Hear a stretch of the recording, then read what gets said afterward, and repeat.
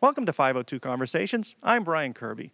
My guest today is Rob Palmer, otherwise known as the Well Known Skeptic. Welcome, Rob. I have a brief bio on you. If you don't mind, I'll start there. Hey, thank you very much for having me. Oh, you're welcome. Rob is a former spacecraft designer, aerospace project engineer, and a software programmer and engineer.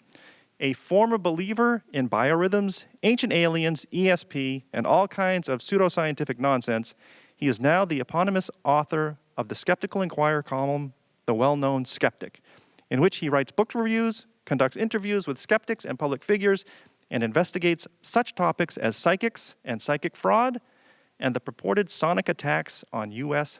diplomats.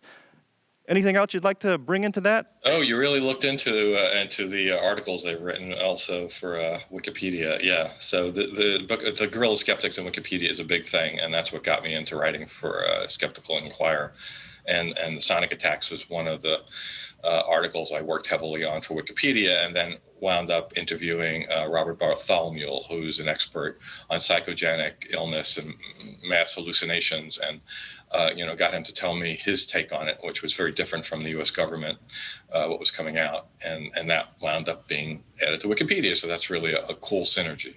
And we may speak about that in a bit, but that's basic. It's come back up in the news again, actually, I think. So yes, it has. In fact, I have some information that I've asked the team, Guerrilla Skeptics, to add to the page because there is new stuff. Right now, I want to concentrate on your What's the Harm work. And if you don't mind, I'm going to say it's an informal tip of the iceberg analysis of the various kinds of harm perpetrated by psychic fraud. Is that a fair statement? Yeah, so it's hard to get concrete, objective evidence on this because there aren't surveys of this sort of thing. I mean, there's some data, but it's perhaps not the most reliable because some of it's coming from it's called the American Federation of Certified Psychics and Mediums, and they collect information on this sort of thing. But it's not in their best interest to tell the whole truth about the harm that their members do because they don't think they're doing any harm in general. And the rest of it is anecdotal evidence, but it's information from the person we'll talk about, which is a psychic fraud private eye who is in the deep in this. This is what he does with his career now, and he helps victims of these crimes try to get justice. Before we talk about the specific kinds of harm, I just want to briefly give a layman's definition of skeptic, because you are a skeptic about this, as many people are. But what I want to define that is, and you can take away or add to this anything that you want, but I'll just put forth simply: a skeptic is one that evaluates the evidence and looks at the justifications for the evidence before making a decision on what to believe or what is more likely to be true.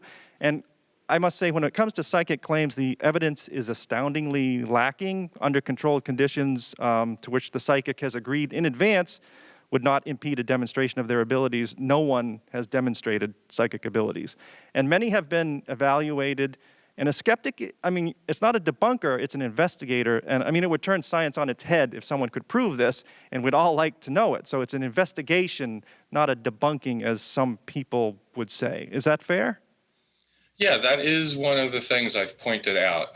Mostly I give my presentation on this issue to skeptic groups, but a few times I've done it to humanist groups. And the Venn diagram of the people who attend and are members of humanist groups and skeptics groups don't completely overlap. So when I'm at the humanist group and talking about this, I have to explain how we know that psychic claims have not been verified. When I talk about it at PsyCon, I didn't have to do that. But yes, I think that's fair. I'm going to ask a question that I'll circle back to because we're going to talk about some pretty big fraud here. But let me just ask this question, and I'll come back to it at the end. Don't answer it now. Before we get to the large scams, I want to talk about what most people think about going to a psychic or a medium. What's the harm? You spend a few bucks and you feel better. You find out that your sister still loves you and that she's at peace in the afterlife. And if it makes them feel better, what's the harm? I'll say that, but don't answer the question yet. Talk to me about some of the cases and incidents of fraud that you've written about. What are the cons that people are being convinced of here? Yeah, so in most cases, people go to a psychic or a medium, a fortune teller, palm reader, whatever you want to call it, for information, for support, because they're vulnerable in their lives about something. Largely, it's about relationship issues. It could be financial issues, health issues. And basically, the person who they go to, if they're a con artist and want to take them for more than just $100 for a reading, they can latch onto them and take them and have for their life savings, because they'll do some sort of a magic trick, or they'll give them some bit of information which convinces the mark that they in fact have supernatural abilities, and then have access to maybe their loved one's soul. And once you've convinced somebody of that, it's very hard to have them stop. They'll do anything that person says to help them keep connecting with their loved one. Or in a lot of cases, what happens here is the person will claim there is a curse on them or their family. So wait, when you say the person will claim, you mean the psychic? Yeah, will claim the psychic, that the fortune teller, the medium, whatever. Yeah, right. The con artist will tell them there's a curse on them, and they're in jeopardy. And sometimes it's their entire family. And so in order to help them, you just have to pay me some money and I'll get this off of you. And this has resulted in, horrendous financial damage to people's lives. I want to ask about it. It's 2021, okay? I'm going to play devil's advocate here, all right? This isn't necessarily the way I feel, but I want to just say it because this is something we may hear, all right? I'm too smart to be conned. And those suckers that are conned, they deserve what they get, right? If grandma gave her life savings to a psychic, I feel bad about it, but that's her problem. I'm a professional. I'm a doctor, a lawyer, a police officer, a professor. I can't get conned. It's your own fault. Yeah, so the private eye who I've come to know who investigates these sorts of things, I got a quote from him, and I'll read it. It doesn't matter if you're a college professor. It doesn't matter if you're a lawyer. It doesn't matter if you're a medical doctor. You're on their territory, and they know how to take advantage of that.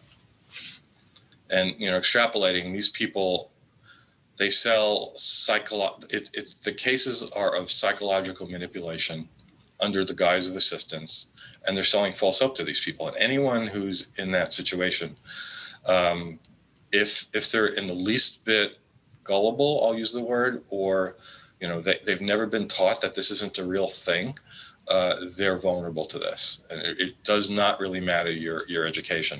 The detective told me that he had one case of somebody who told him he was ripped off for $250,000, but didn't want to pursue it legally. He just wanted the detective to know about it, to watch this psychic, to see if anyone else was caught, and then maybe they could prosecute using another victim, because the $250,000 he lost wasn't worth to him as much as his reputation at his university. He couldn't go back and say, yeah, I was scammed for that amount of money by somebody who didn't even go to high school. And you said university, so I take it this must be a faculty member or professor at some university that's just too embarrassed to. You mentioned $250,000. Let's talk about the financial harm, because now we're beyond the $100 for a reading or a cocktail party. So what are some examples of the financial harm here? So, people have lost their life savings. And that, to some people, that's a few $1,000s. Some people it's tens of thousands. And some people it's hundreds of thousands of dollars and millions, literally.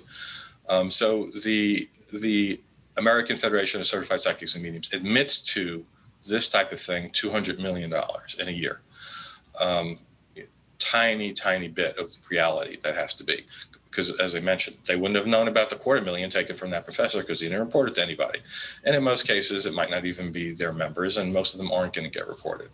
So, amounts range from tens of thousands, as I said, to way. I'll give you one of the larger numbers. There was a person who was in the United States, a woman going to medical school, and she was from Brazil. She met Sherry Tina Iwanowicz. And that person said a witch had placed a curse on not only her, but her entire family. And, she detected this, and she would need to, she's the one who could help her. And this went on for 7 years. So wait 1 second, let me get this straight. So this medical student from Brazil met Sherry... Tina Iwanowicz. Who is the psychic. Well, claimed psychic, Okay. yes. So Sherry told this Brazilian medical student. I just got lost in the this person told that person. Yeah, Okay. yeah. Now we have it Yeah, straight. she told the medical student that there was a curse on her and her entire family, and she was in grave danger, and that only she herself, Iwanowicz, could prevent all of them from coming to harm. And I don't know what magic trick she performed to convince the student that was a viable reality, but she did, and she convinced her of this. And so, all right, going to medical school, not so much of a dummy, right? 7 years this went on, and the take was $1.6 million. And that money came from selling her house. Her parents or some died. She got an inheritance. She gave that to her. She quit medical school and became an exotic dancer because they make a lot more money to continue to pay the psychic. $1.6 million.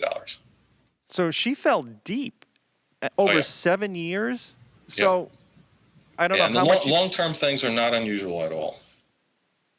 I don't know how much more you can tell me about that case, but did she drift in and out of it so that she maybe tried to pull back from it and say, or did she tell her family? I don't know those details, Brian. Okay.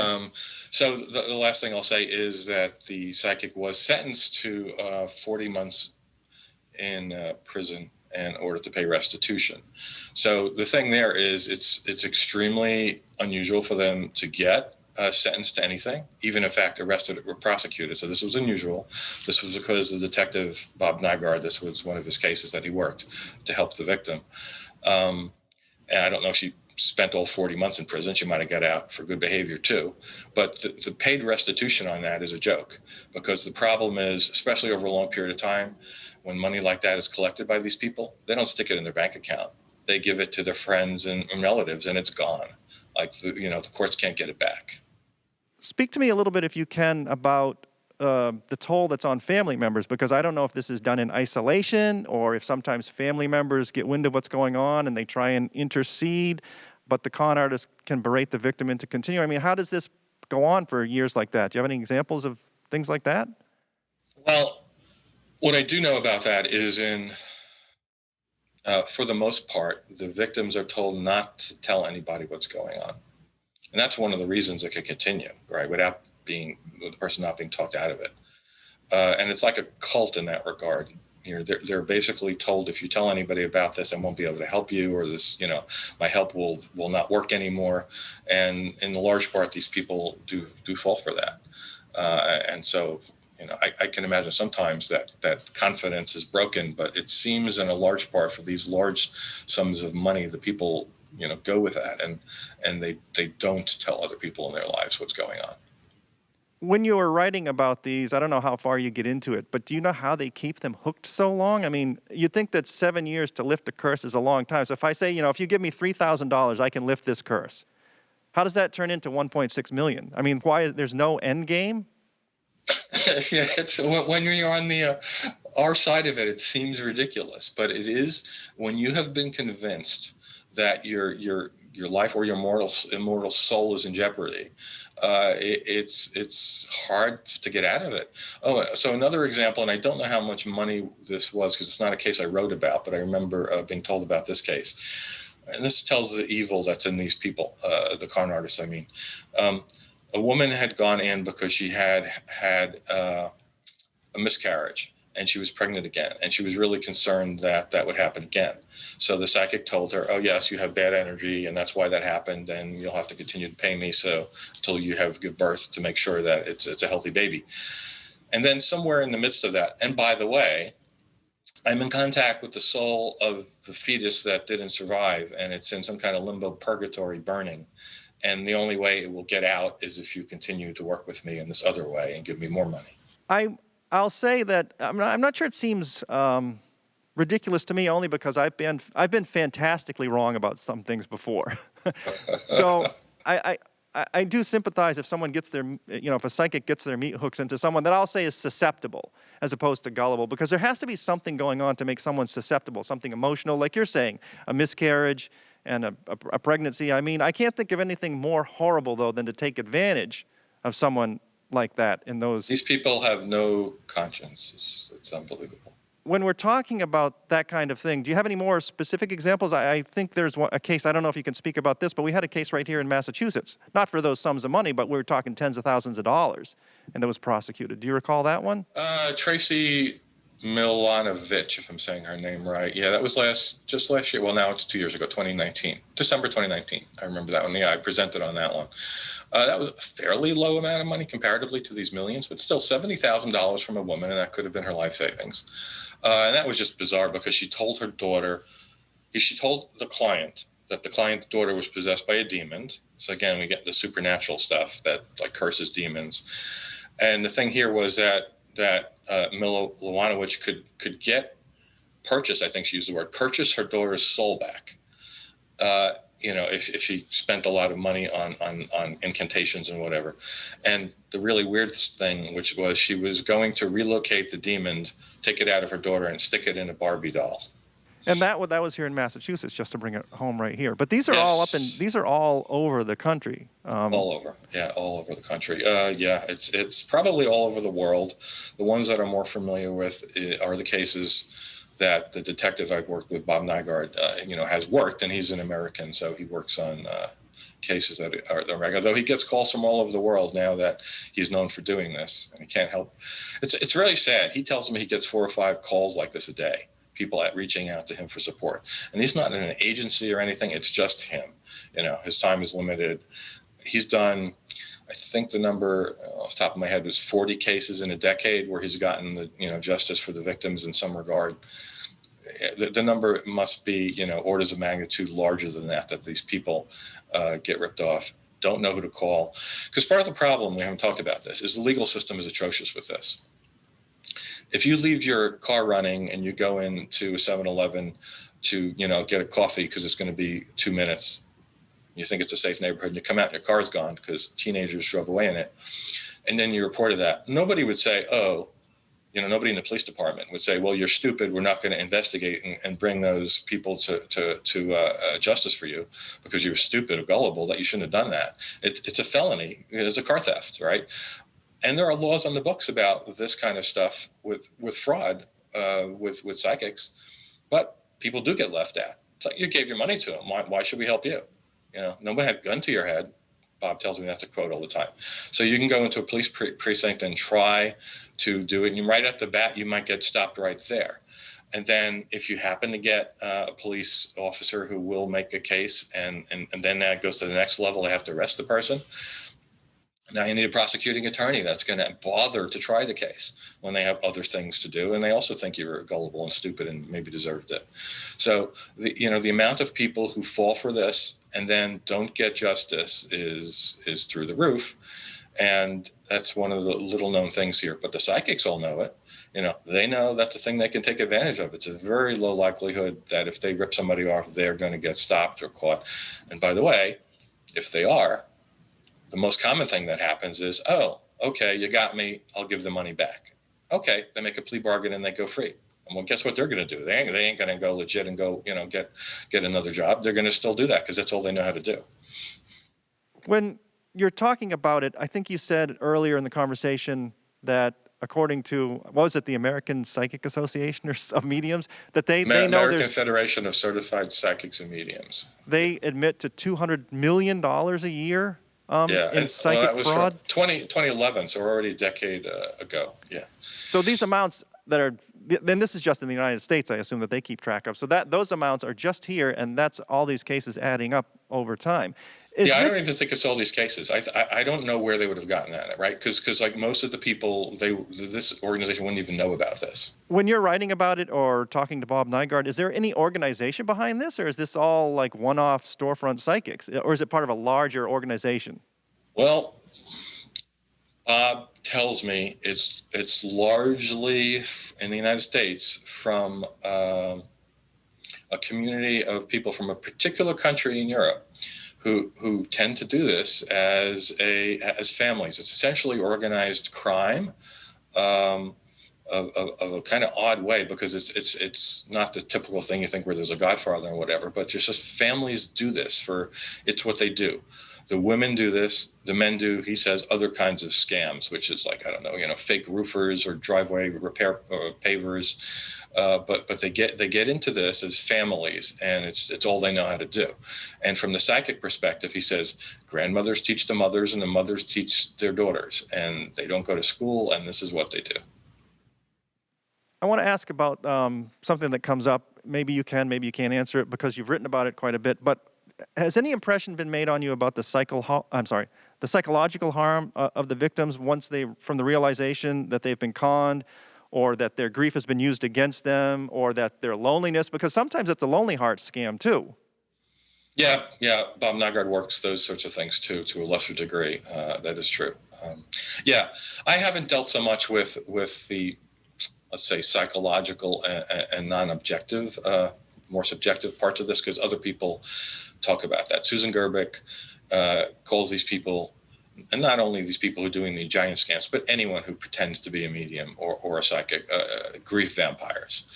And she writes extensively in Skeptical Inquirer regarding the harm that these people do to people's psychologies when they do realize. And I've seen people reach out to Susan, and she shares these with people who have in fact realized that they were taken by people who claim to be mediums, and and care about them, and put them in touch with their relatives. And then once they figure out that they're con artists, they are quite devastated. So you just mentioned grief vampires. How do you think about the smaller scams, such as the person who just pays $100 or so every once in a while to get a message from a dead relative to, appease their conscience if they left on bad terms or something? Yeah, so one of the reasons that I've taken up to writing about this and speaking about it at conferences and such is because I feel people do not realize the level of danger they're in by just doing that. Because the problem here is, if you believe that this is a reality, that human beings can do this, so they have supernatural abilities to connect with the afterlife, or to see the future, that sort of a thing, then you're leaving yourself open to falling victims to one of these people. So yeah, you can get lucky and never hit one of these people who will take you for your life savings. But on the other hand, by having that belief structure, it's much more likely than the average person that you will be, in fact, fall victim to these people. And I've told people in my personal life this. Almost everyone I know believes that psychics are real. And in fact, if you do not everyone I know in the skeptic community, everyone I know in my in real life, as they say, in my professional job or whatever, and they think I'm crazy that I don't believe this. And most of it's, oh no, my friend is psychic. I know some people can do it. All right, I know there are con artists out there, but some people can do it. So, but once you think that, then all you need to do is walk into a storefront and Madame Maria does a magic trick, or pulls out a name out of her rear end, and it happens to be your ex-husband's name, and now you're convinced. And then they can do anything they want to you, right? Because they can say things like, "Yes, you had a miscarriage, and that soul is burning in purgatory, and I'll help you." Yeah, and then you're bankrupted. So that's the problem I have with just going in as a matter of, oh, it's good entertainment. I'll spend $100 and see what happens.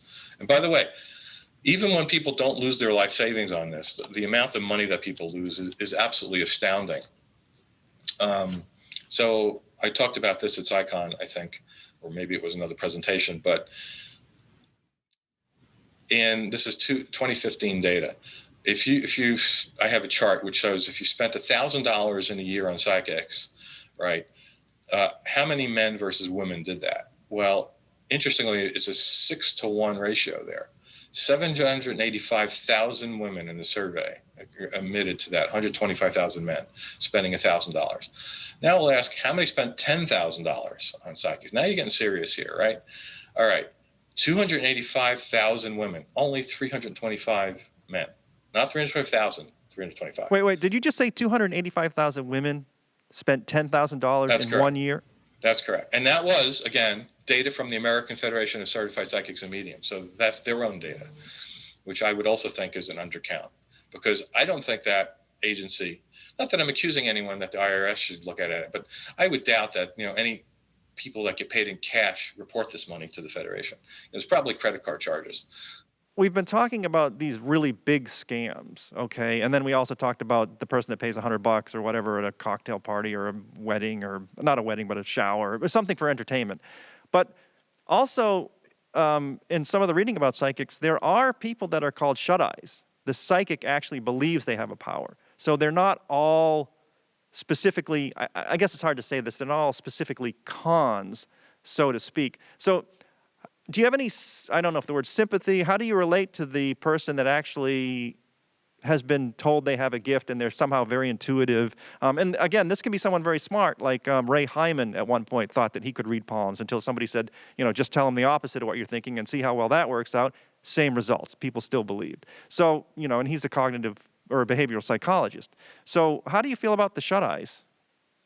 Yeah, so it's interesting. I've had that conversation with Mark Edward, who he wrote the book Psychic Blues? About Psychic Blues, right? Confessions of a Conflicted Medium. He was one of the big performers on the Psychic Friends Network, had risen in the ranks. They were going to make, him part of TV show for that network.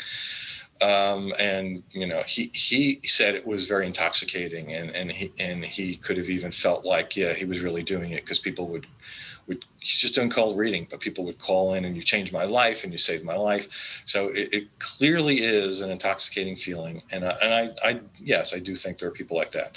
In fact, I'll tell you a little story. I met two people like that at Kenny Biddle's house. So Kenny Biddle is a former ghost hunter, and now he's on the skeptic side of the fence as a paranormal investigator of ghosts and other things like that, UFO claims. And he was going to give a presentation at PsyCon, and he invited me to his house to do a dry run. And because he still has friends in his former field of influence, the other ghost hunters and psychics and stuff like that, he invited some of them too. So after the presentation, we sat and talked for, had to be an hour, and I got to talk to the first person I ever, was in conversation with that believed they were a psychic medium, and the other one was a psychic. And they never charged money for it. They claimed they just did it for their friends. It just comes to them sometimes, and they just try to help people out. I have no reason to believe they were, conning me. It's one of those things. If you're good enough at the intuitive part of it, where you can, get from people's reactions and emotions and what they say, information, and feed it back to them, or go further and make a good guess, then it could, in fact, because of confirmation bias, convince you that you, in fact, have those abilities. Yeah, but clearly the people who are talking, people out of their life savings and give me all this money because I'm going to remove a curse, or, do not believe it. Well, I want to circle back just for a second, because you mentioned not in your skeptic life, but in your professional life. So you were you were a spacecraft designer. I imagine you worked with people that are highly educated engineers, software developers, NASA, PhDs. So when you say people in my professional life, you mean people that you worked with at that level would? Yep. There's one person who heard me talking to my coworkers, who I sit closer to, that I was going to speak at PsyCon on this topic, and she actually came out and accosted me on this with the line I gave before. Oh no, I know psychics are real. My friend is psychic. And then, yeah. So I went through all the logic of it. How could that have happened, Rob? And then it came to the point of what you said before, right? You could win a Nobel Prize. You could convince the world that the afterlife is real. Oh, she doesn't need to do that. She doesn't need the money. It was all these excuses. Like I told her about the $1 million challenge, the $250,000 challenge at ages. Oh, she doesn't need to prove herself. Oh my, she doesn't need the money. Really? Give it to a children's cancer fund. Are you freaking kidding me? I mean, that's such a lame excuse, but there's nothing that I could have said that could convince this woman that her friend was not a psychic. A medium, in fact. She talked to her grandmother. I think it's good that you relate that because of where you worked, and it just emphasizes that anybody can be susceptible. And let's, By the way, Brian, anybody can be acceptable. Some of these other people, a good number of them, not the majority, I would say, but a good number of them, believe the rapture is going to happen any week. They homeschool their kids because of that. Other ones I know believe, I'm not exaggerating, that their aliens are in cahoots with the U.S. government and have bases on the moon, if not Mars, with a secret space force, that astral projection is real, that dowsing happens because they can do it. Yeah. So being quote unquote intelligent and having an advanced degree in anything does not, help you actually be in any way skeptical about these sorts of things. And if you're struggling emotionally in any way, loss of a spouse or a child, or you're lonely, that only increases your susceptibility, I guess, as you've spoken about here. Yeah, and the woman I was talking about, I tried to get her, because I had already written my paper on what's the harm in believing in psychics, and I sent it to her, and she, oh, Rob, I wouldn't fall for that. It's like, yeah, you don't know you wouldn't fall for that. You're telling me you believe this is an ability that human beings have. You can't say you wouldn't fall for that.